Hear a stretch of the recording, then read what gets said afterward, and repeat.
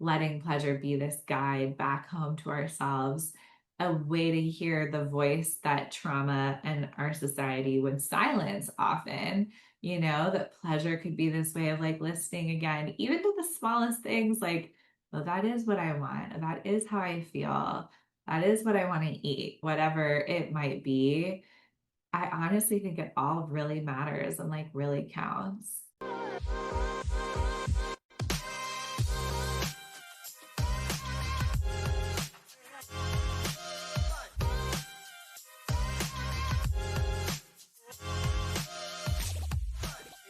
Welcome to the Rewire for Birth podcast. I'm your host, Dr. Cindy. I'm a naturopathic doctor and birth guardian, and I couldn't be more thrilled to have you here. This podcast is all about rewiring the way we think about pregnancy, birth, and postpartum by offering a holistic perspective that empowers you to embrace your journey with confidence and strength. Each week, I'll bring you expert insights, valuable advice, and inspiring stories to help you feel prepared and empowered. We'll dive deep into the transformative experience of bringing new life into the world and explore ways to make your birthing journey truly beautiful.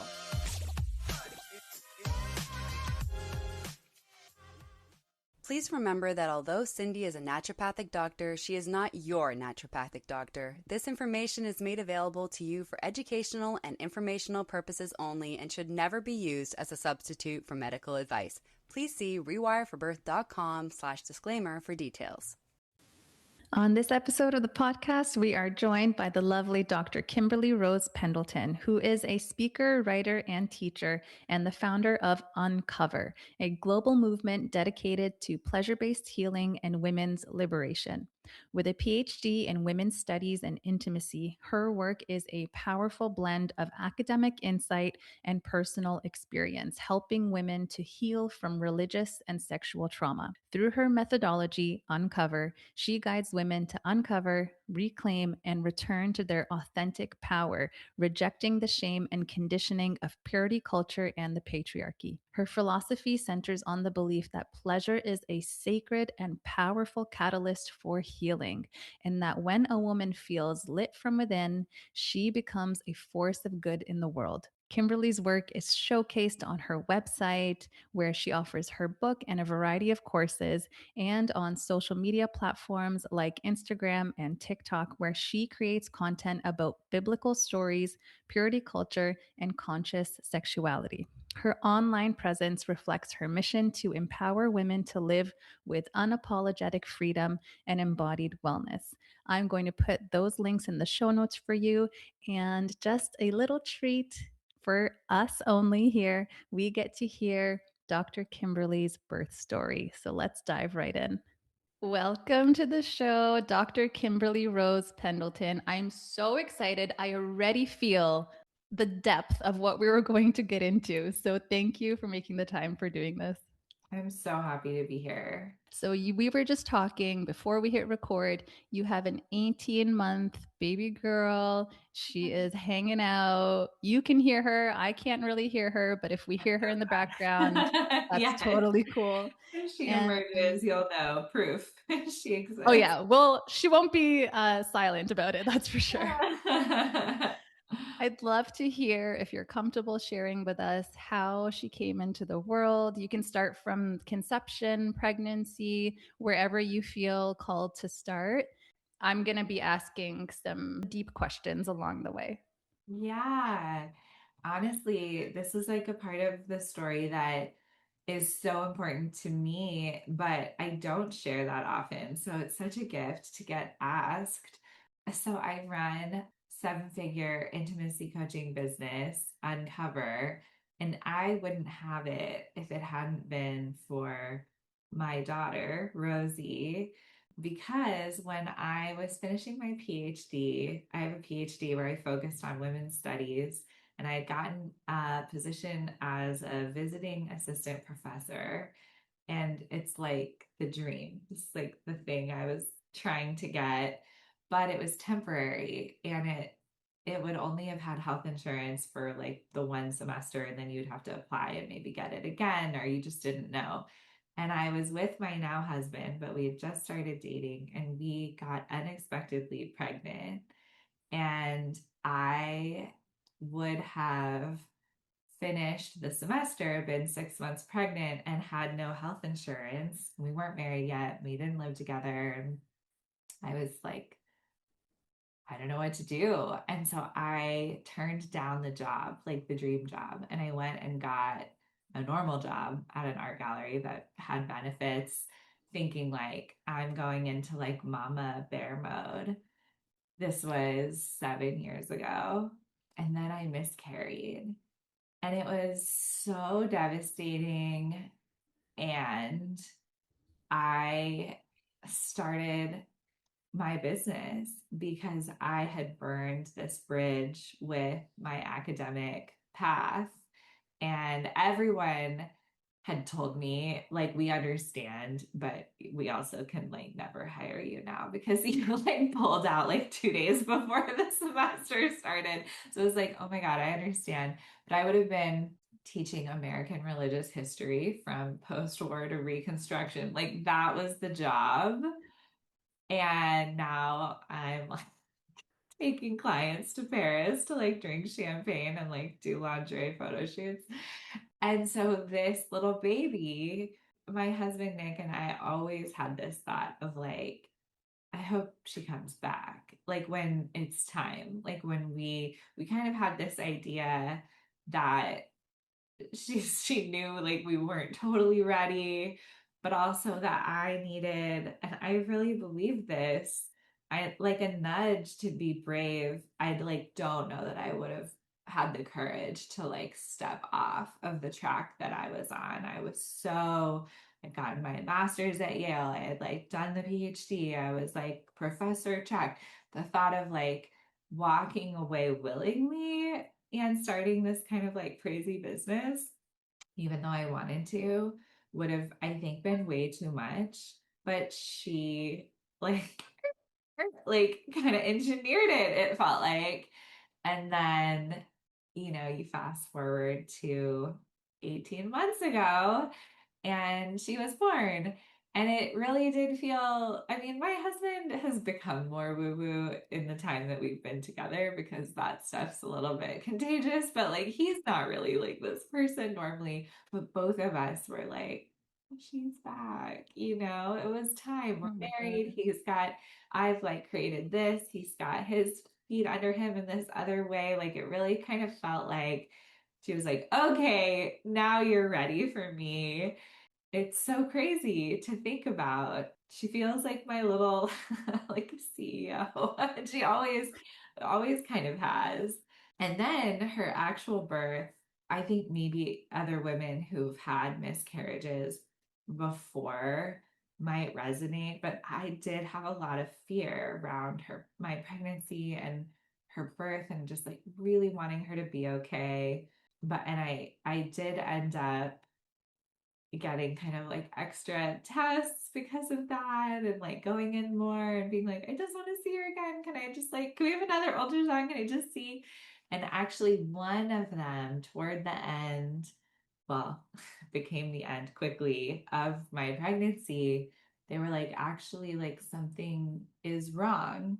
And it turned out later she was wrapped up in the umbilical cord. And so she hadn't been able to grow, but she was really, really small. She was only 4 pounds when she was born.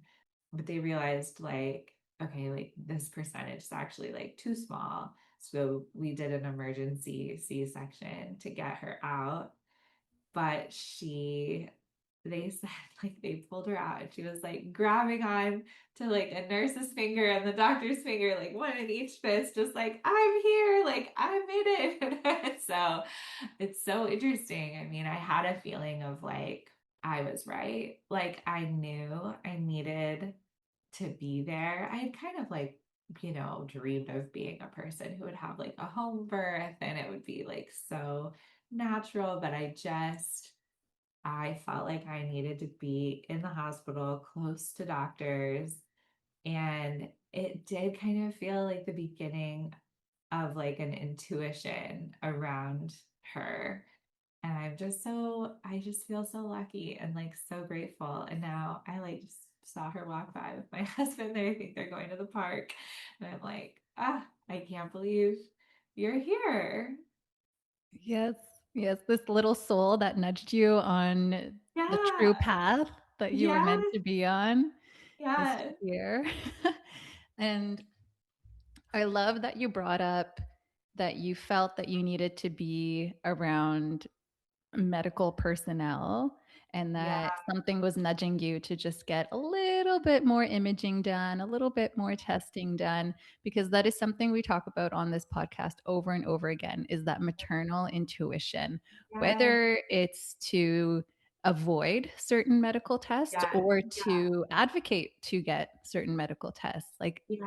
listen to that. It is equally valid as any of the testing or any of the recommendations from a healthcare provider. So I'm so glad to hear that you followed that, that you trusted that you advocated for it, and that Mm. it resulted in the experience that you desired. That's so beautiful. Gosh, thank you for saying that. It's so interesting. Like I did have a moment and I felt this before too of almost like, oh, like I don't know if it's like embarrassment or just like that awareness of like, oh, this like isn't, I'm in the like women's empowerment space and embodiment and like a little bit off the grid. Like, of course, understand a lot of the like skepticism of the medical industry. I have a lot of clients who have left like kind of more normal medical practices to help women in other ways, but it's so kind and like validating to hear that there is just still that intuition and like that's what matters more than anything. And really ultimately what I would want for every mom and what I want for all of my clients is like their own inner voice to be the authority that's like held with utmost respect in their minds. And so I really received that. I'm so glad because it's true, right? Like you can feel it in your body, you Yeah. know it internally.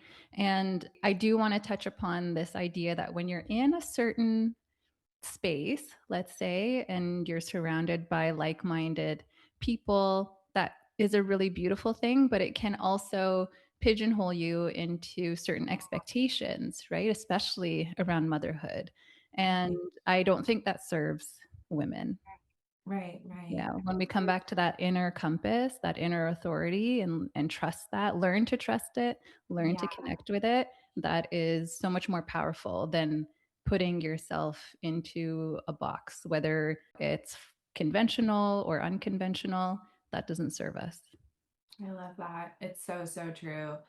It would be okay, of course, if not everything tied together, but it really does. But it's like there's such a through line between my relationship to spirituality, my growth in my business, what we're talking about, and it is that listening to the inner voice. It's like, yes, that is the thing. It's the thing that most of us, if we're socialized as women in this society, are taught not to listen to and not to prioritize. And it's what I would say the number one thing we most are healed by doing, coming Mm. back to that in every area.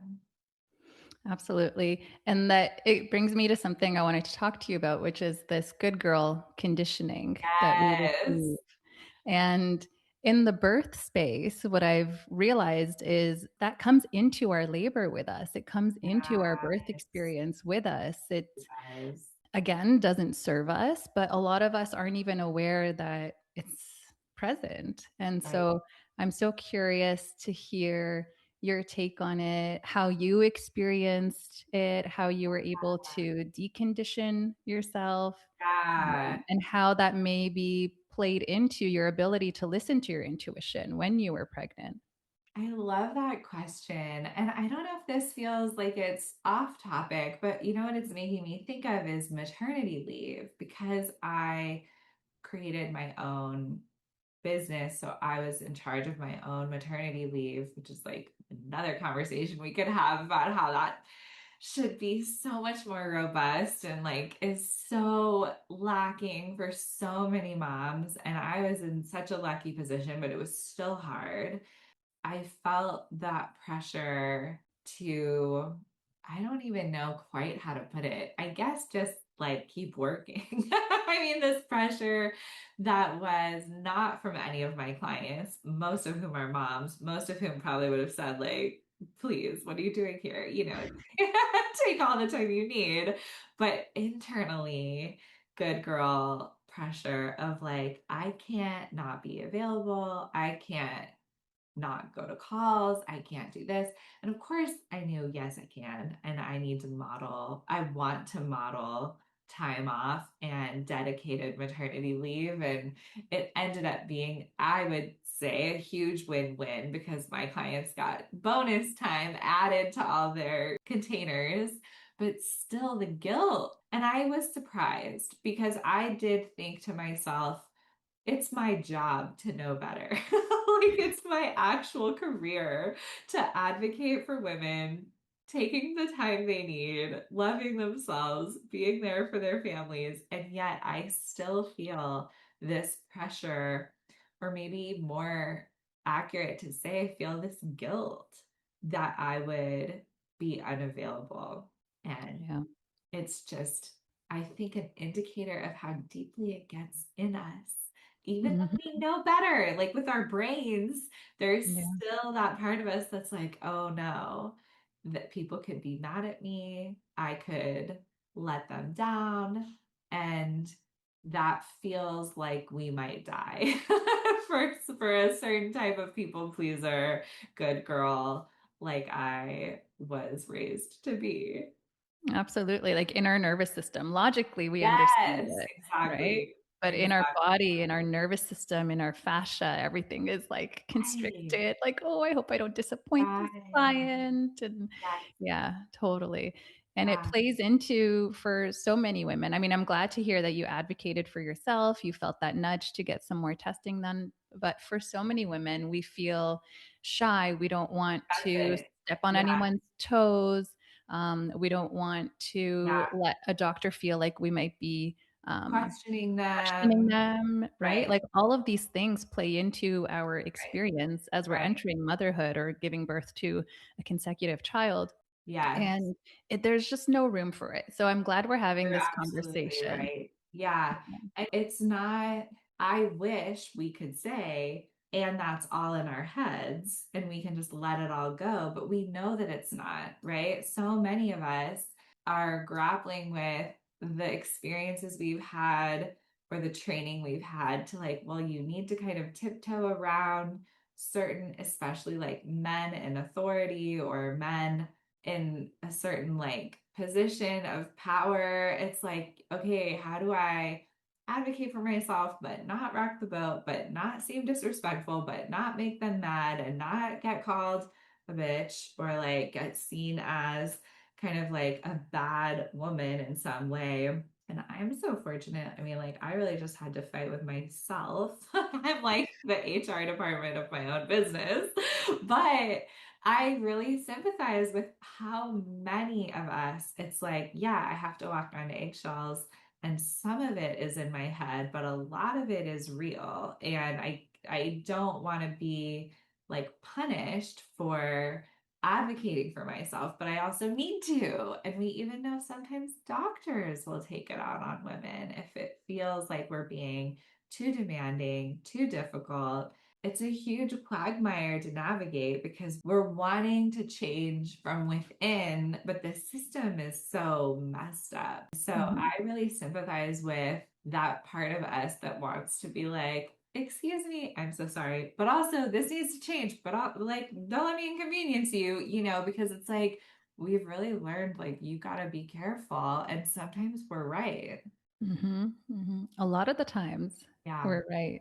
Yeah, Yeah. absolutely. Yeah. It's something for women to think about as they're going into the birth experience while they're pregnant, Yeah. right? And I'd like you to touch more upon how that plays into even like our ability, our capacity for intimacy with our partners, how we use our voice, how we communicate our needs and desires. Yeah, because I think a woman, from what I observe, a woman who is very in touch with her needs, her desires, and is comfortable communicating that is also comfortable communicating that when it comes to her maternity experience, her pregnancy, her I agree labor, with her birth. that.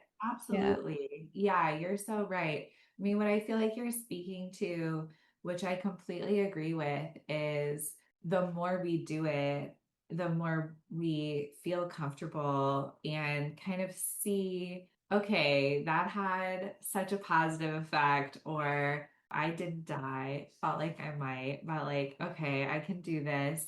And if we're getting more and more comfortable advocating for ourselves and being in touch with what we want and our voice in every other area of life, it'll be so much more natural to tap into that part of us when we're in a moment of like heightened vulnerability in birth, and everything matters so much more. But you've been practicing, you've been building that muscle. And so it's not out of nowhere to now suddenly try to be that bold version of yourself. It's like, oh no, I've been her this whole time. Absolutely. Yeah. I love that. And before we get into more about pleasure and intimacy, I want to just remind the listeners, because we've talked about it a bit before, that your voice is connected to your pelvic region, to your Yes. sacral chakra, right? Right. And there is this throat cervix axiom, and it Yeah. goes through the heart area as well. And so these areas of us are so intertwined. And when it comes to intimacy, when you're able to vocalize, when you're able to moan, when you're able to communicate what you like and don't like, and even Yeah. ask for things, request things, that is opening up your pelvic region to be able to receive more pleasure, to open Yeah. up. And in the birth and labor experience, that same ability to open your voice, tone, especially lower tones, to Yeah. vocalize opens up our Yeah. cervix because it signals, I think, safety to our nervous system. I think that is so profound and so important to bring in. And in trauma work, it's so helpful to bring that bodily experience in, knowing like making noise and moving and just letting yourself kind of drop out of your head can be it's such a healing process. And so, of course, how true would that be when you're wanting to open up and like let your body take over and do kind of really do what it wants in terms of like bringing this other being through? I mean, I know you probably think about this all the time because of your work, but like it is so amazing. Like how and what, how on earth is this, how this happens? It's so incredible. Yeah, truly, truly mind blowing. Like when they describe it as a miracle, you're like, yes, I get Actually, it. yeah. Yeah. Yeah. I know. I know. I look at Rosie and I just think like, how can it be that like you were created in this body? Like it's amazing. Yeah. And I love that you spoke to at the beginning of our conversation that you really felt like the soul that Yeah. had visited you Yeah. has embodied Rosie as well. And we've talked a bit about this on the podcast before, but that the soul chooses the mother, the soul chooses the father, and will actually guide the mother to the father every time before conception. And it Mm, is such a beautiful way to connect to your children on a soul level. Yeah. yeah. And that's such a beautiful thing. It puts my body in a state of presence. Mm. And I want to go into more of the intimacy, the pleasure conversation with you. But let's start with Mary Magdalene because, Yes. because I have just been inundated with, and it's a good timing that you're coming on because so many people have brought this to my awareness and my intuition before really researching, looking Yeah. into it, is that Mary Magdalene was a badass. Yes. She Accurate. wasn't, yeah, Completely she's not accurate. just this, the way that they painted her in the Right. Bible. So I Right. want, in a way that the listeners can digest, just like a brief history of who she really was and what Yeah. that means for us as women.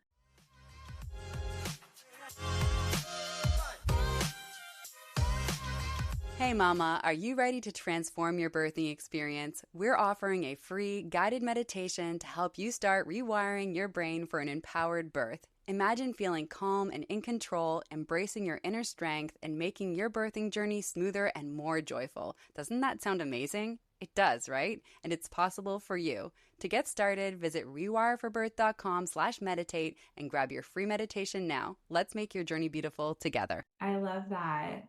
Most of my clients tell me they weren't taught about Mary Magdalene at all. In fact, one the other day said she hadn't even heard the name until like her 30s, which is so interesting to me. And then the rest are like, yeah, I learned that she was a prostitute. That was kind of it. And it's so Same. interesting. Yeah. I mean, what's like so fascinating about that is even the Catholic Church, where we could say that misunderstanding came from, there was like a pope around 600 AD who, from the pulpit, like declared Mary Magdalene to be a prostitute. So we can see where like the misunderstanding happened. But even the Catholic Church has like recanted that. They apologized. They gave her a feast day. They were like, just kidding. There's no evidence, historical or biblical, that she was. That was just like a mistake. It's like that has not landed. The correction like never came. No. And I love that you label it as a just a misunderstanding. I feel like there could be more going on here because the truth is so cool. Like the truth, like you said, is so badass. This was really like mind blowing to me when I learned it at Yale in my religion degree. It was so written in plain text in the Bible itself, and then also in the historical record, that she was a wealthy woman who had actually funded Jesus's ministry. And this, I was like, how did I've like read this book.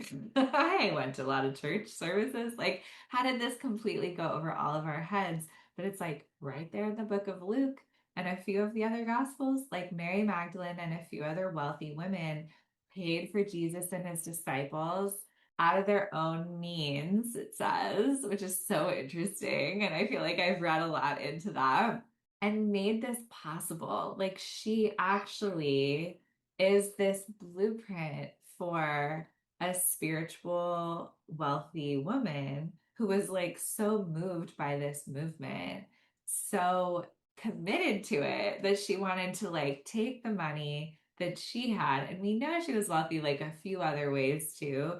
There's a story about her having this really expensive perfume that like is like another hint. They think that she was like basically like the early patron of the Jesus movement. And it's like, that is not the story that we were taught in church. And I guess now I get more into my conspiracy theory like zone. That's all just like fact. This stuff. This is like the one thing everyone agrees on about Mary Magdalene. Mystics, theologians, Christians, atheists, historians, like everyone agrees. Yeah, actually, she was a wealthy woman and she paid for this stuff for Jesus. And it's like right Not a prostitute. yeah, not a prostitute. But when I learned about that, I thought, oh, of course, because we don't know how to handle a woman being all these things at once. She had this fancy perfume. It makes me think she was like also a sensual person. This story with the perfume is she's anointing Jesus. There's this kind of like pleasure ritual. She's wealthy, she's spiritual, she's devoted to this movement helping people, especially the poor. We like can't handle it as a people. We like don't we still don't know what to do with a woman who's all of those things. At best you can maybe be one, but you're certainly not allowed to be powerful, wealthy, spiritual, sensual, and like devoted to humanity flourishing. Like, we don't really have an archetype for that. And I would say now we do, because like actually we have Mary Magdalene. but that wasn't how she was remembered. I get chills sometimes thinking about how, I mean, now this is 2000 years later, we're finally talking about the truth about this person. And that's a long time that she was cut from the canon and slut shamed and misremembered. And it's kind of encouraging that like, but here we are anyway talking about her. It's kind of like you can try, you can bury my gospel and you can call me a whore and I am still gonna be like on their lips. But it's interesting. And as we think about being women who do embody like all of those sides, I think there's like real power in like drawing on that story. And it's why I love teaching about it. And I host a retreat to her cave in the south of France because I think it's really powerful to see.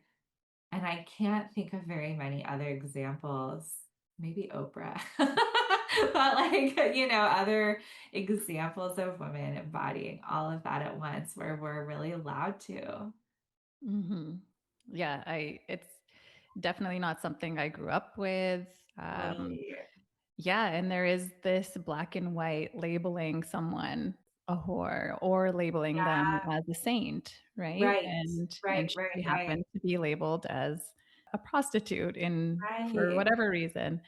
And the integration of that is important, I think, on our motherhood journey as well. And then we cross that threshold from maiden to mother. And it's a bit of a mind fuck to be like, am I still a sexual being? Like, do I decide is there room for pleasure in motherhood? Right. And I think we are at this point right now where we're realizing actually how healing pleasure Yeah. is to our system, Yeah. how vital it is, Right. how we can use it as a guide on our journey. Yeah, Yeah. and it's not just sexual pleasure, it's pleasure in every arena. I would even say sexual pleasure is almost like the last on the list just because it's so hard to access that if there's no other pleasure in your life. I talk to so Mm. many women where that feels like completely shut off for them, especially in motherhood. And my advice is not to go straight for sexual pleasure as a goal necessarily yet, but actually to just start building pleasure in, kind of to your point, into like every day. Like, okay, what feels good to wear and eat? And can you notice what do you want right now? And like, can you put flowers in your room? I mean, can you like let yourself have little moments of pleasure so that the big moments feel a little bit more like what you were letting your nervous system be used to?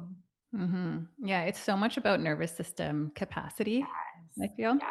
It's 100%. funny. Before we hit record, we have like a snowstorm rolling in. And so I was wearing this big wool sweater. Yeah. And then I'm like, what am I doing? I'm going to talk to Kimberly Rose Pendleton. So I like put I this love shirt this. on. I took Yes. off my mom bra. I was like, F this Yes. mom bra. I'm putting on a shirt that I actually feel Yeah. like nice in. Oh my gosh. That stuff really matters. It I does. have this pair of high heels that I put on when I need to call PayPal or like do some like business thing. I'm like, these are my like CEO shoes. You shall take me seriously. It really does change like how we show up. Yeah. Oh, I love that so much. I'm gonna get a pair of Yes. CEO shoes. It really helped. And that first year, especially as I was building my business, always manifesting some kind of drama with the bank or something, I kept them under my desk so I could just like, okay, like I can handle this. Yeah, yeah, you've got your CEO shoes on. You can handle this. Yes, And it makes totally. that experience a little bit more pleasurable as Totally. well. Yeah. Totally. But I think you're onto something so profound that is like the cornerstone of my work too, which is that in the world of trauma, even like religious trauma healing and sexual trauma healing, I really saw a consistent focus on everything that had gone wrong, which completely makes sense, harm and harm reduction, and like how can we make clear what we don't want. But pleasure felt like it was this pathway for what's next. Like, okay, but what is the life I do want to create? And what do I want? And what do I crave in love and in life and in my relationship, even to my own spirituality and into money, into my body? Like, what do I want instead of just like, what am I escaping from or healing from or moving away from? Pleasure felt like it was this secret path toward listening to ourselves create what came next. And I didn't see that many people talking about that. It felt like a big breakthrough. And now it feels kind of so natural and obvious to me. But I can remember at the beginning thinking, like, wow, this feels so edgy, but so important. And letting pleasure be this guide back home to ourselves, a way to hear the voice that trauma and our society would silence often, that pleasure could be this way of like listening again, even to the smallest things like, well, that is what I want. That is how I feel. That is what I want to eat, whatever it might be. I honestly think it all really matters and like really counts. Absolutely. Yeah. Especially when you're moving through a birth experience Mm. that, it's our body. It's our Yeah. physical body that's impacted. And so Yeah. little by little, you're in this body that feels a little different, right? You're experiencing things in a different way. You're healing, right? Yeah. Like after a cesarean birth, you're healing several layers of tissue, like 7 layers of tissue, right? Yeah. And so learning how like the tiniest things can give your system just a little signal of pleasure, a little signal of safety as you're moving through that experience can be so nourishing and so healing on a deep level. So true. Yeah, yeah. I'd love to go into a little bit before we begin to wrap up. When it comes to partnership, when Mhm. a new human enters your world, it Yeah. does tend to flip everything upside down. Yeah. And getting back to a place where you can communicate effectively, where you have a level of intimacy that isn't just about penetrative sex, that it's about actual true intimacy across the board. What are some things that you would advise for people that they can just kind of start on that path, especially when it seems so far away? Love that question. And honestly, with Rosie being only 17 months old, I feel like this is still so alive for us and we're still figuring it out. Kind of like, okay, what is our relationship to this now? And what do we both want and need? And in the moments where like you're so tired, it's like, okay, what's actually like the thing that would feel good? And I've noticed that there are some mindset shifts that really, really helped me, which were like, I think just so similar to what you were getting at, but like, this isn't about performing. This isn't about even giving. I mean, we could like get into that, but it could all be about like giving and receiving, but it's not about like obligation or in order to be a good wife or good woman or whatever, like this has to happen. Basically, like any mindset shifting I could do that removed pressure was Mm. super helpful.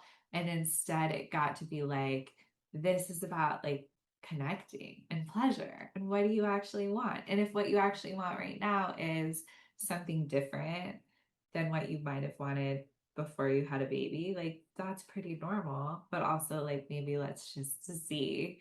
So, like, some of our best experiences have been like, okay, we're going to just start by like phone off, just like being together and actually like, okay, maybe like a back rub. Okay, maybe just like a little bit of just like no pressure kissing.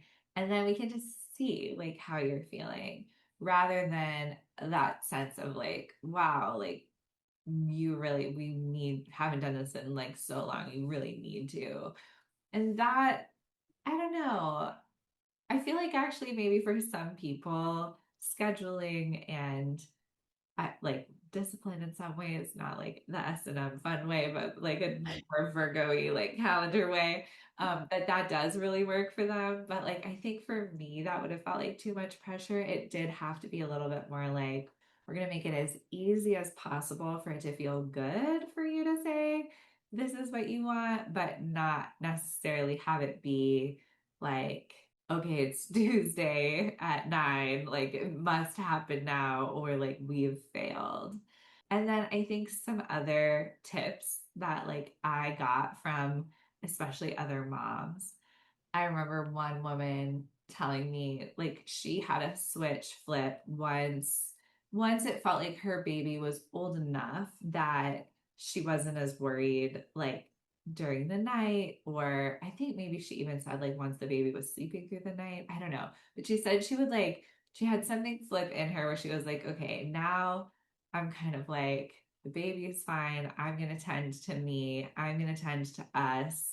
And she recommended like putting on different pajamas that were like a little sexier, even That didn't have vomit on them or exactly, snot. exactly right. Like letting her kind of like get ready for bedtime, be like after she was done. I mean, this if a new mom is listening to this, it might sound like that time is never coming because I remember feeling that way. Like, I don't know, you change, then the baby wakes up again. But it does come eventually. But yeah, she recommended kind of giving yourself that space to like switch back into you, not just for your partner, but like for yourself and feeling like Mhm. really poured into by you. And then she had some other tips. I haven't done this yet, but I really liked this idea. She was like, sometimes when we had a date night with a babysitter, we would book a hotel room. We would like eat at home and then just like go to a hotel room, not spend the night, but just like go there during the like time we would have been at dinner and then come back. And I thought, like, yeah, I that's like that idea. great. Yeah. Yeah, yeah, You've got to be very strategic. totally, pretty organized. So I feel like yeah, we're still in it, definitely still figuring it out. But I notice like such gratitude for my training, or what feels kind of like what put me here, where like listening to myself and prioritizing what feels good and prioritizing a sense of safety so that my body can open, which is so similar to birth, just feeling really coherent and consistent. And it feels so like such a gift to have been immersed in learning that about myself even before being in this experience. Absolutely. I pray that every woman before even conceiving has this connection to her Yeah, body, to her capacity for intimacy, to her ability to communicate her desires. It helps throughout our whole motherhood journey profoundly, and even to our kids, right? Because if we are holding so much shame and guilt for having desires or needing support or whatever it is, we're going to pass that on to our right. children. It's so Yeah. true. Yeah, and I know a lot of your work is healing the shame that Yeah, we receive, the guilt that we receive from yeah, childhood, specifically from the church, but also just from our culture, just from being a human being on the 100%. planet right now. So true. I know. I have so many clients who are like, I didn't even go to church. Yeah. Like, how did this programming get in here? And it's like, I Mhm. know.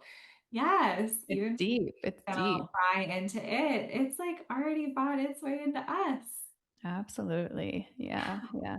And I urge the listeners, if they're curious to learn more about that, to read your book and also some of the other resources that you have, or look at some of your programs, because I think that is so helpful. And we do minimize it in our culture, but Yeah, it is actually one of the greatest gifts that you can give to yourself on a body level, on a spiritual level, on a mental, emotional level, how you can relate and connect to not just your partner, but your children and everyone in your life. It is such a gift. totally, Yeah. totally. Yeah. So, as we wrap up, my last question, I always like to preface it Yeah, by saying there is this profound imprint that takes place when a new life is entering this reality. And it can be an imprint of love and safety and trust, this big welcome party for this new life. And those are all signatures of oxytocin. Unfortunately, sometimes what can happen for whatever reason is that it's an imprint of mistrust. It's an imprint of uncertainty, of protection mode, of survival mode, of fear. And that's okay. There's a lot of things that we can do to repair. But one of the missions for this podcast is why repair when we can prepare for this experience. And when enough families, when enough mothers are supported in this way, we'll be raising a whole generation that's moving through the world from a place of love and safety and trust. And I think we'd be looking at such a different world than the one we're looking at right now. Great. And so that's my way of asking you, what would you like to imprint onto the ears of the listeners? It's a lot of families preparing for birth, a lot of new moms, and also women like yourself who have birthed something beautiful into the world, a mission led business, a creative endeavor. I would say the best gift that we can give to our kids and to our families is a whole and happy life for ourselves. And it's so tempting to buy into kind of a depletion, deprivation, like put your own needs last version of what being a good mother could be. But I've seen so clearly how, like, the more filled up we are, the more we're able to just show up as like the best mom we can be anyway. So really putting your own pleasure, your own desires, your own self-care like on the list is just your own healing. If you feel like you need to, your own dreams and desires for your business or your book you want to write, or all of that, it can feel like it's going to take away from our kids. And instead, it's the opposite. It's going to show them what's possible for them. And it's going to give them the greatest gift that they can ever get, which is a happy mom. So true. So true. I absolutely agree. I see it in my own daughters as they watch me do Yes, my thing yes. and look at other women who are doing their thing. It is enriching. It is not taking away. Absolutely. Thank you so much for that. If people are curious and they want to learn more, because we kind of just scratched the surface. I know we could Yeah. talk for days. Yeah. Yeah. How can they connect with you and learn more? I would love that. I love to post on Instagram. I'm there a lot. I have a lot of free resources on my website. And I'm always trying to create more. So yeah, please, I'd be so happy to connect. Lovely. So on Instagram, your handle is Dr. Kimberly Rose Pendleton. That's right. That's perfect. Awesome. And same for the website. So we'll put that in the show notes so everyone can access them easily. And so much gratitude to you for making the time to do this and sharing your wisdom and sharing what you're learning, because I also feel like we're in this new chapter of understanding what it is to be a mother, what it is to be a woman. Thank you for your work. Thank you so much.